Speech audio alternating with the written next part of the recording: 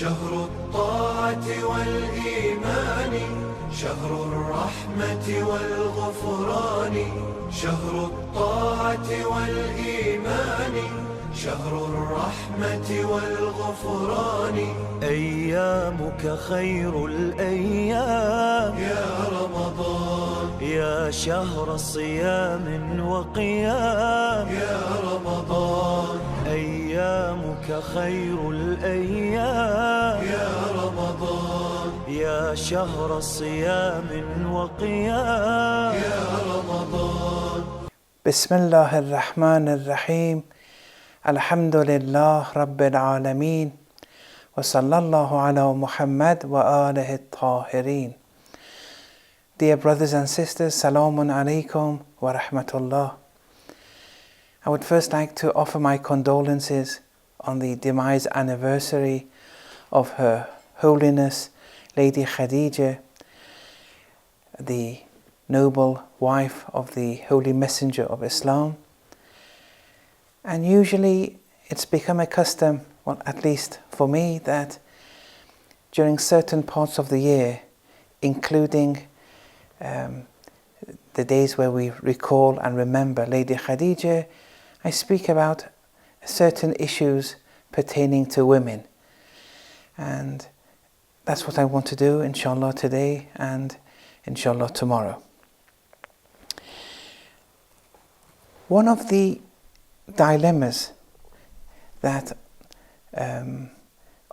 is posed against Islam, and it's become a difficulty to approach this particular theme, especially in the West, is the verse in chapter 4, Surat Annisa, verse number 34.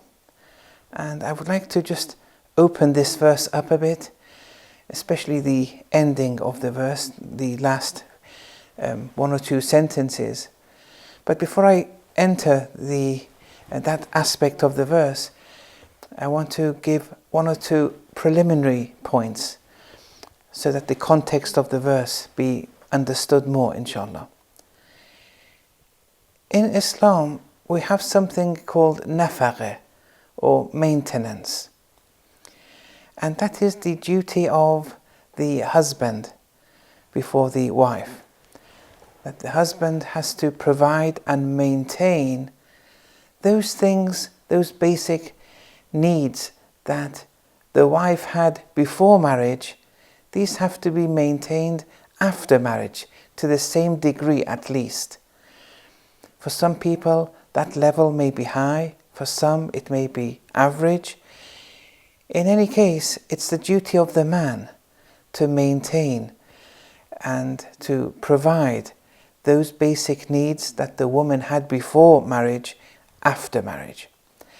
These include expenses of food, clothing, accommodation, travel, and other basic needs. And if you go through each of these categories, food, clothing, the jurisprudence have entered the minutiae, the details of each category in the treatises, although I don't want to go into that aspect. Now, here, the man, it's wajib and obligatory for him to provide, as the jurisprudence have delineated, the requirements in each of these categories to the woman. And this can be a very difficult task.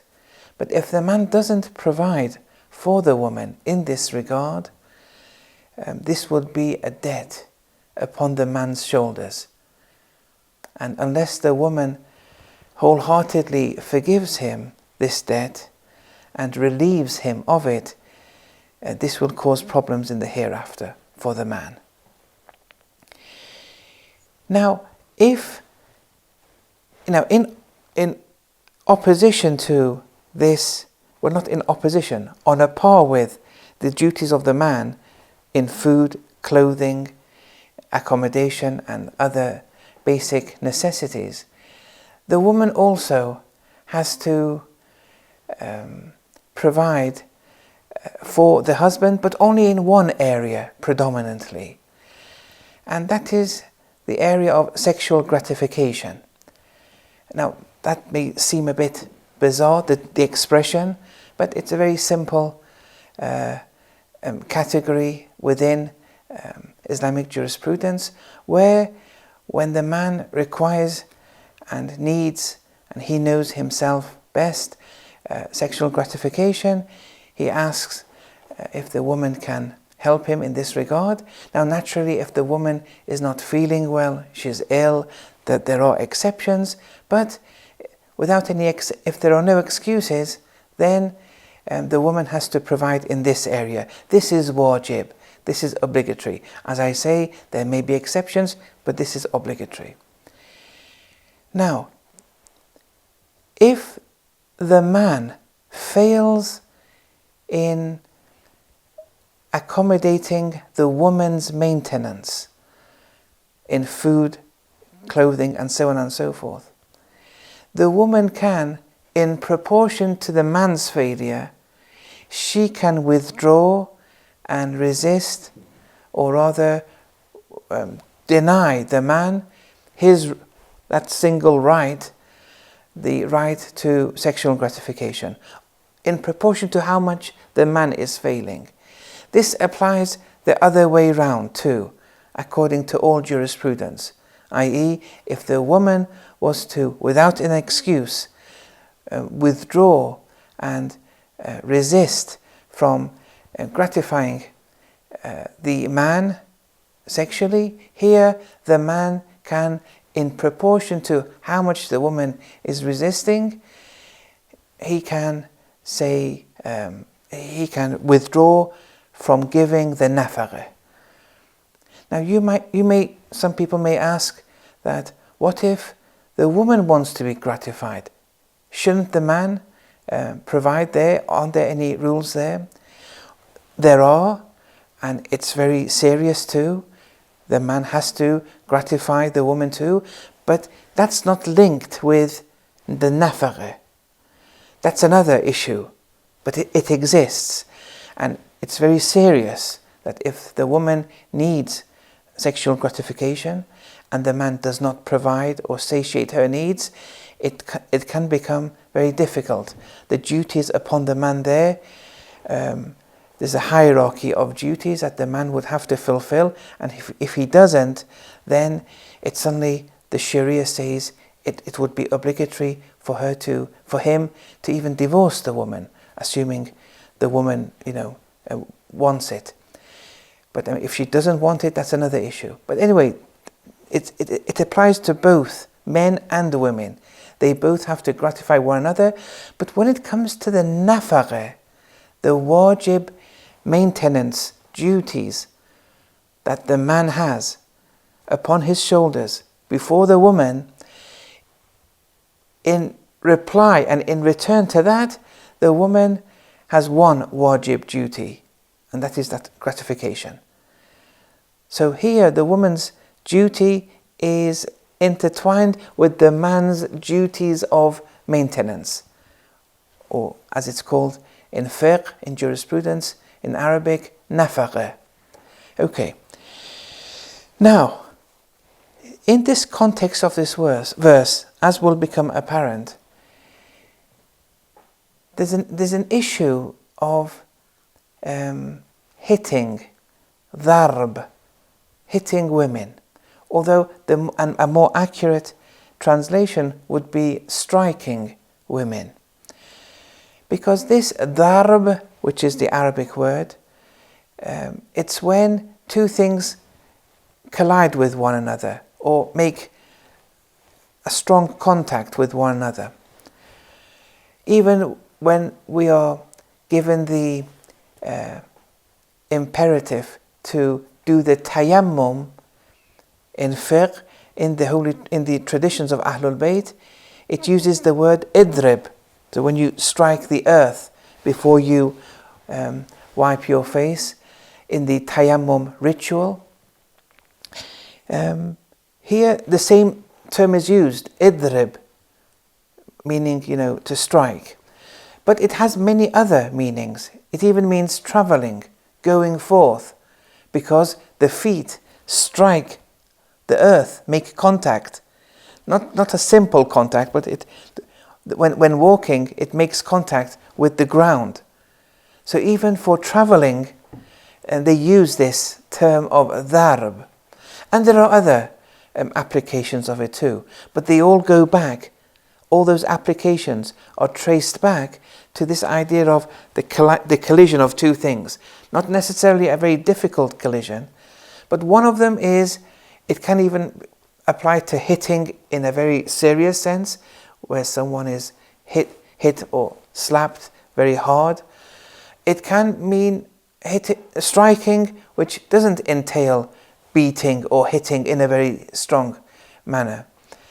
So there's a wide array, a vast array of applications of what dharb means. Now, since this verse at the end gives the imperative, the duty to hit or to strike, this has caused a lot of problems. And the West always attack Muslims and attack Islam because of this verse. It's one of the verses which they keep on bringing up, and this needs some explanation, and inshallah we want to go through it now. Now, the context of the verse is when the woman, without any excuse, disobeys the man in relation to sexual gratification. That's it. This is the only subject matter that this verse is referring to. So remember that the woman has the duty to provide this gratification in return for the nafaqah. They go hand in hand, although these are just jurisprudential duties. At the end of the day, if the man and woman sort out their duties through ethics, there would be no need to always revert to the minimum red line assigned by jurisprudence. But the red line is there just in case the man and woman reach no consent, for example, no ethical consent in relation to their lifestyle and living together.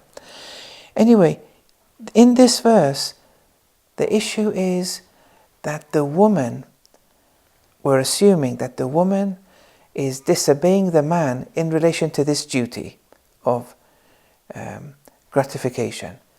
Now, here, the verse towards the end reads, وَاللَّاتِي تَخَافُونَ نُشُوزَهُنَّ, and those women whose disobedience you fear, disobedience in this manner, because first of all, the woman, her obedience to the husband is only in relation to very few things, one or two. This is the main point, and the context of the verse also shows this.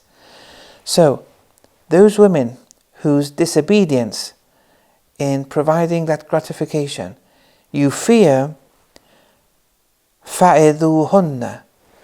Now, here the verse goes through a hierarchy of amr bil ma'ruf wa nahi anil munkar, that enjoining the good and disencouraging or discouraging the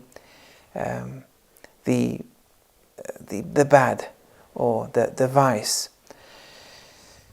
So here, the hierarchy given, the first step is advise them. Advise who? Advise the woman. She's disobeying you. Explain to her her rights, her duties. And this is something which can, in 90% of the circumstances, simply advising, and this can entail getting advice from a third party. The two of them getting advice from a counselor, a doctor, a local sheikh. And this usually proves effective, and there would be no need to continue. But if it was not to be effective, and she was still continuing her ways, the second course of action in this hierarchy is وَاهْجُرُوهُنَّ فِي الْمَضَاجِعِ, that forsake her in bed or abandon her. Don't sleep with her in the same bed, for example. This would be the second course of action. And this should make the woman wary that this is becoming a bit serious now.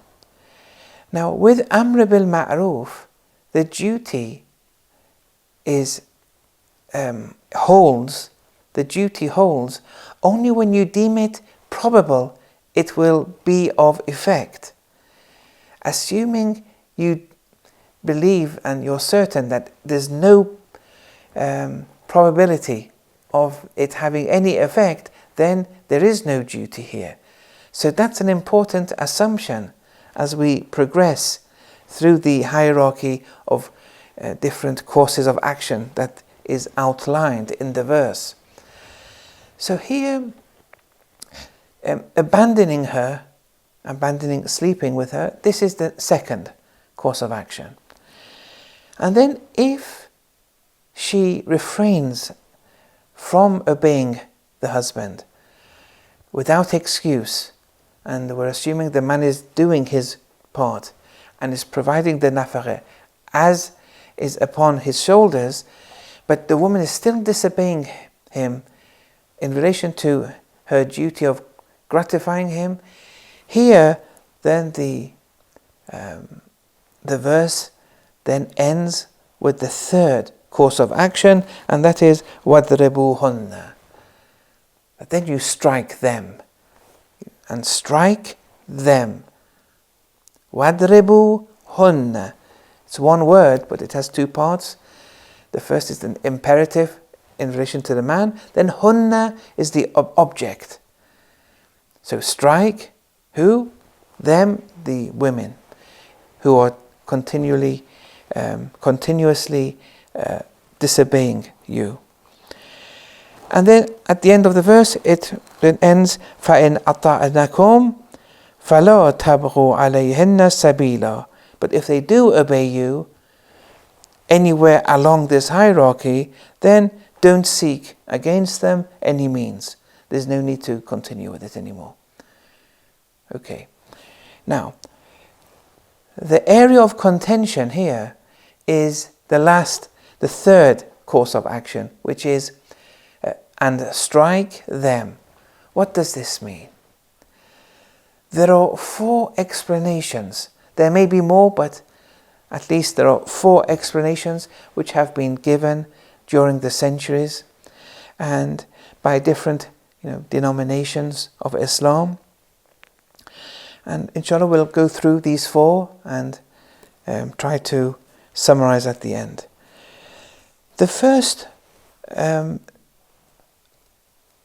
position is some scholars have during the centuries have actually given the sign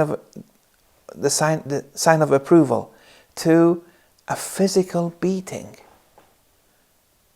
not a mere strike, okay, a mere strike need not cause any pain. It's just like that. But a physical beating, like a strong beating or slapping and so on and so forth.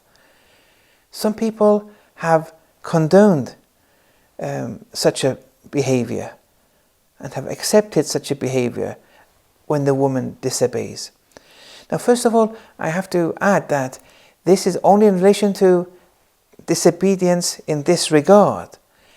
In no other aspect in the lives of the man and the woman is striking approved of. But in relation to this regard, there's mention of striking. Now, this striking has 4 different interpretations. Now, we have to go through them because they vary with one another, and then see which one is most appropriate on a par with the logic of the verses of the Holy Quran and on a par with the traditions of Ahlul Bayt. At the end of the day, we have to analyze it, holistically. So the first is, yes, they actually condone the physical beating. Now this is definitely not acceptable, such a position. And it's evident that such a position has been influenced by the different environments, maybe negative environments, that is dominating over many Muslim societies, because of the status of women, looking down on women in certain ways.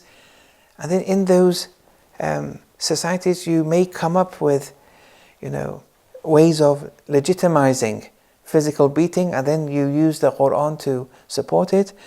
But the reason why this is so unlikely, that this is an Islamic course of action, that Islam is very unlikely that Islam accepts a physical beating, because the physical beating is regarded as haram in Islam for many reasons.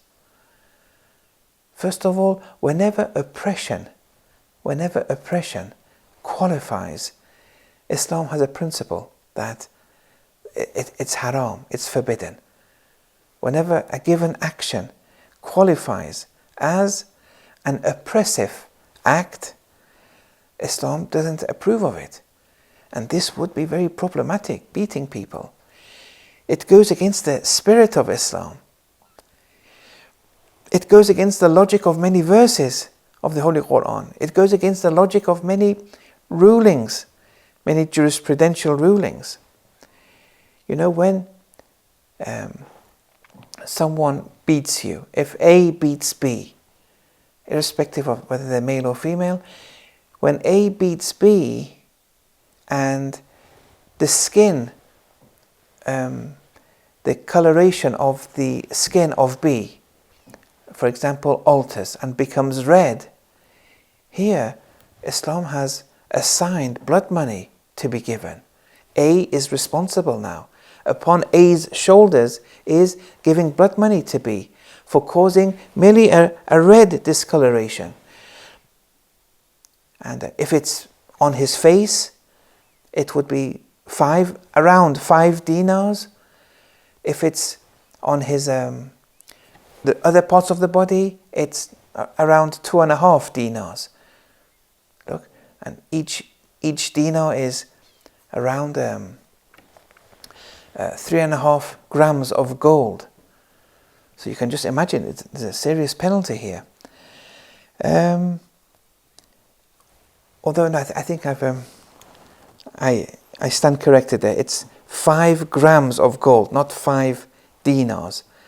So it's 5 grams of gold if you strike someone's face and it becomes discolored with a red coloration.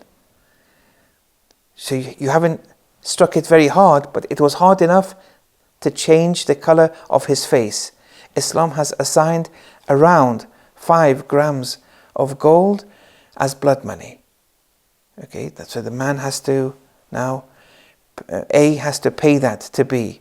So it's not 5 dinars, because that would be around 20 grams of gold. But and if it's any other than the face, it's half that in grams of gold. And then Islam, if it's a more serious beating, the jurisprudence have assigned more grams of gold to be paid. They don't accept it. For example, if it's a greenish, bluish bruise, for example, then if it's on the face, it's almost 10 grams, just over 10 grams of gold is assigned as blood money, and half of that if it's anywhere other than the face. But if it's a black bruise, the black bruise, which is a very serious beating, then it's almost 21 grams if it's on the face. Anywhere else, half of that. So look, this is evident with the assignment of these blood monies. It's evident that it's haram. You're not allowed to beat someone and change the coloration of their skin, even if it's a red coloration. We're not allowed to do that. So this goes against the spirit of a lot of these rulings. Now, just to read one or two traditions from Ahlul Bayt, which kind of emphasize and buttress this point. قال رسول الله صلى الله عليه وآله, the Holy Messenger has said, أيما رجل ضرب امرأته فوق ثلاث أقامه الله يوم القيامة على رؤوس الخلائق فيفضحه فضيحة ينظر إليه الأولون والآخرون. So, when a man strikes a woman more than 3 strikes, Allah on the day of resurrection will place that man in the presence of the people there and disgrace that man before everyone. From the first to the last will disgrace that man, and they will be looking at him. Everyone will be looking at him and he'll be disgraced. Look, this is a very serious, because of this striking more than 3 times. And that doesn't mean you can strike 2 times. I mean 3 times. So if you do it once, one day, and then strike them the next week, that would be twice. And then strike them a 3rd time, that would be 3. It's 3 and you're out. But even the first is it's forbidden to do. But the extent of the punishment is as described here. If you were to strike her, 3 times. Now that can be. It may be in one day. It may be over a period of time. It doesn't matter. Okay. So if it's more than 3, the more it is, you can just imagine the punishment will, be increased in proportion to that. Once there was a woman who called Hawla, and it was said in her presence that إنه يحرم على المرأة أن تسخط زوجها, that it's haram for the woman to disappoint her husband. And then she said, the woman said, who was listening, Ya Rasulallah, هذا كله للرجال. It's evident that they were speaking about the men's rights over the woman. And then after this last right was given, then Hawla came out and said, look, everything here is for the man. قال نعم. The Holy Messenger said, yes. So far, yes. قالت. And then she said, Hawla said, فَمَا لِلنِّسَاءِ عَلَى الرِّجَالِ. So what are the duties of the woman, or the rights of the woman over the man? What do we have? You've explained what the man's rights are. What about the woman? Then the Holy Messenger replied, قال رسول الله صلى الله عليه وآله أخبرني أخي جبرائيل. My brother Jibreel, Archangel Gabriel, informed me. وَلَمْ يَزَلْ يُوصِينِي بِالنِّسَاءِ. And he would constantly, continuously advise me in relation to women and how to treat them. حتى ظننت أن لا يحل لزوجها أن يقول لها أف. So much so, he would advise me continuously that I believed that it was not halal for the man, the husband of the woman, to even say uff to the wife. Uff is It's a sound, it's a word which indicates a sound of disclosing one's annoyance in relation to something. So the Holy Prophet, because of the continuous recommendations towards the woman that Archangel Gabriel would give him, it was so much that he thought, you're not allowed to even disclose your annoyance to your wife. Now, okay, that's not something wajib, it's not a prohibition were you to do so, but spirituality-wise, this is a protocol saying, if you are a true follower of Ahlul Bayt, even though it's not wajib, this is my way of action. Now, for the men, I don't want to cause any pessimism. I may fail, you may fail now and again, but it's good to be appreciative that this is the ideal. Just because you have failed up to now, or you failed 50% up to now, okay, don't worry, but try to improve from now. So day after day, week after week, try to really reach this ideal. And then Jibreel would say to the Holy Messenger, Ya Muhammad, ittaqullah azza wa jal fin nisa. That he would say, have this taqwa before the women, that of such a level that you don't even disclose your annoyance. This is a protocol for men. But with this protocol, it becomes very evident that the issue of beating is so unlikely. Why anyone who has a proper understanding of traditions such as this, and there are many, why someone would go down that route of actually physically beating the woman is very difficult to understand. And there are many other traditions in this area which speaks that if the man was even to slap the woman, then the man will be slapped in the hereafter 70 times over in fire, and so on and so forth. I don't want to go through all the traditions here, but there are a lot which have been elucidated and have been referred to in the traditions of Ahlul Bayt. Okay, so that was the first interpretation which we have ignored, and we don't want to really we don't want to associate that kind of interpretation with Islam. The second is an interpretation which one or two of the Maraji have now adopted this position, and many scholars also, but even one or two of the religious authorities have adopted this position.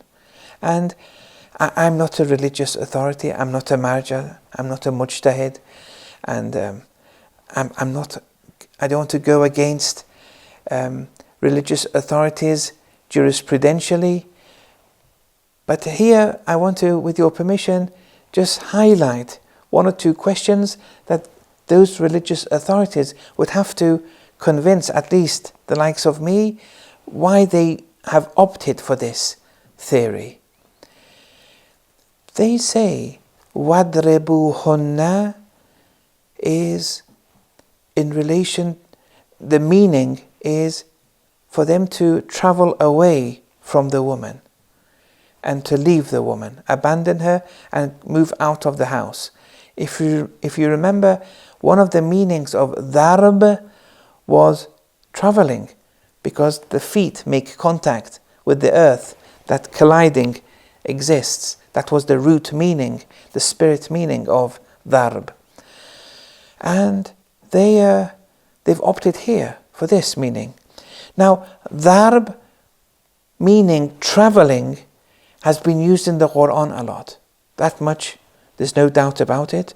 For example, in chapter 2, verse 273, لِلْفُقَرَاءِ الَّذِينَ أُحْسِرُوا فِي سَبِيلِ اللَّهِ لَا يَسْتَطِيعُونَ ضَرْبًا فِي الْأَرْضِ. in relation to the poor who have been restricted in the cause of Allah. They don't have the capacity of darban fil ard, of traveling in the land. So darb is the same word here as wadribuhunna. It's the same word used, and it means traveling in the land for reasons I've explained. So here we see darban fil ard. The fi proposition means in. Al-ard means in the land. Al-ard, the land. So here, or in other verses, chapter 3, verse 156, يا أيها الذين آمنوا لا تكونوا كالذين كفروا وقالوا لإخوانهم إذا ضربوا في الأرض. So believers, don't be like those who disbelieve and who say to their brothers of disbelief, who say to them that when you travel, إذا ضربوا في in al-ard, the land. So it's used here. Traveling is used here. Or in chapter 4, verse 94, يا أيها الذين آمنوا إذا ضربتم في سبيل الله. O believers, when you go forth in the cause of Allah, when you travel in the cause of Allah, إذا ضربتم في, again, في in Sabilillah, the cause of Allah. But darabtum comes from daraba again. The same root word is used. Chapter 47, verse 4, فَإِذَا لَقِيتُمُ الَّذِينَ كَفَرُوا. When you meet, or when you meet those who disbelieve, فَضَرْبَ الرِّقَابِ Hatta, and the verse continues. So when you meet the disbelievers, the context is when you meet them in battle, striking the necks. Striking here, fadarb is used here. Then it says riqab, the necks. Here, traveling has no meaning here. Now, this verse 47, verse 4 in chapter 47, this doesn't mean traveling. The purpose I've used this verse, I'll explain in a minute. So here it just means striking the necks. This has the striking meaning. Now in battle it may be with a sword or it may be with something else. But it says, fadarba, there's no fi proposition. The object is succeeds the darb, fadarba ar-riqab, which means necks.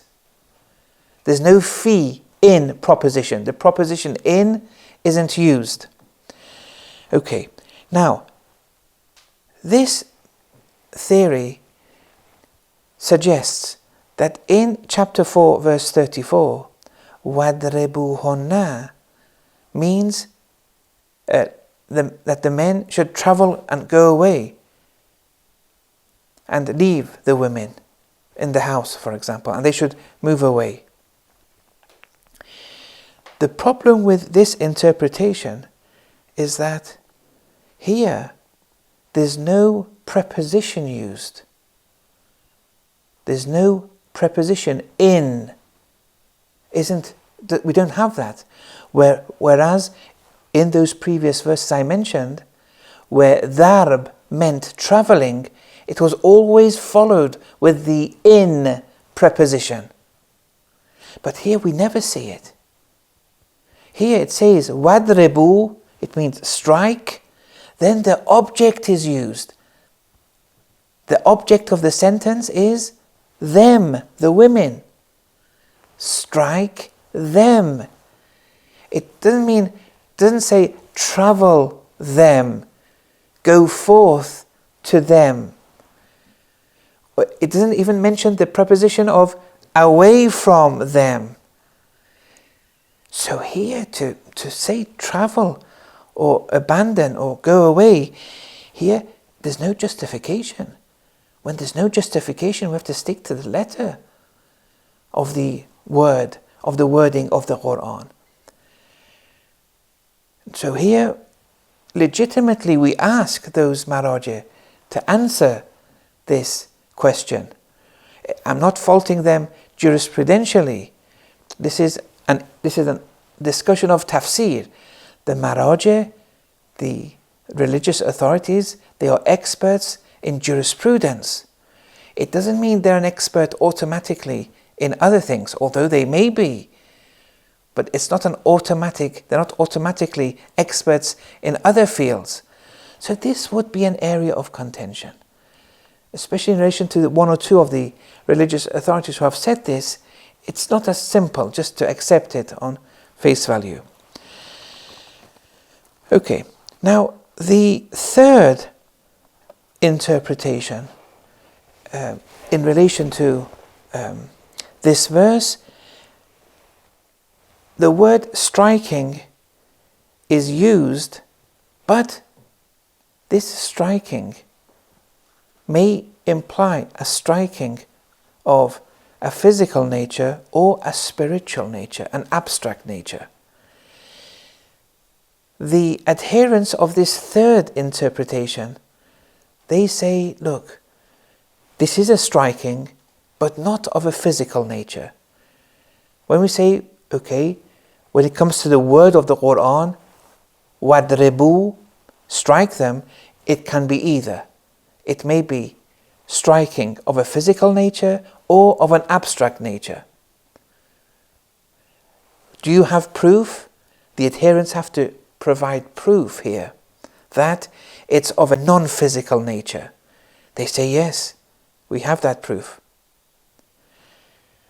The proof is in one or two traditions we have in this regard, where the Holy Prophet says, قال إني أتعجب مما يضرب امرأته وهو بالضرب أولى منها. I'm surprised at men who physically hit their women when they deserve to be hit more than their women. لا تضربوا نساءكم بالخشب. Don't physically hit. The context shows it's a physically hitting in this holy tradition. Don't physically hit your women with what they used to do is with their toothbrushes, which was made out of wood, they would strike them. The Prophet is saying, don't do that. فَإِنَّ فِيهِ الْقِصَاص. There'll be blood money if you do that. Because if the coloration of the skin alters, it has blood money associated with it. وَلَكِنْ. However, rather, that which you have to do, اضربوهن, using the exact words of the Quran. Strike them, but not a physical striking. بِالْجُوءِ وَالْأُرِي حَتَّى تَرِيهُ فِي الدُّنْيَا وَالْآخِرَةِ. Strike them with hunger and absence of clothing. And like that, you would be relieved in this world and in the hereafter. What does it mean to strike them with hunger and lack of provision of clothing? This goes back to the nafaqah, the maintenance question that we started off with. So this makes a lot of sense now. On a par with them disobeying their husbands in relation to gratification, here the man strikes them, not a physical striking, but through hunger and not providing for their clothing. So this third interpretation is definitely more legitimate than the previous two. And finally, the fourth one, which I've heard from one or two of the Urafa, they've explained it in this way, that this verse is a prescription for how men and women in the house, husband and wife, should dominate their houses, the home environment and ambience. How? They must treat one another in such a way that even if the man was to physically strike, but not to change the coloration of the skin of the woman, it may even mean something very simple like that. Even if he was to do that, it would affect the woman and she would change her ways.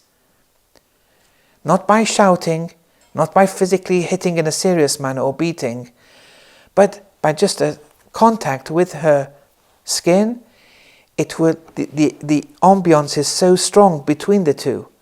In the home, they have such a close relationship that a simple strike like that would make her change her ways. That may be an ideal, but it is something which has been suggested. So these were 4 different interpretations. Inshallah, we'll continue tomorrow with other aspects pertaining to women. وصلى الله على محمد وآله الطاهرين.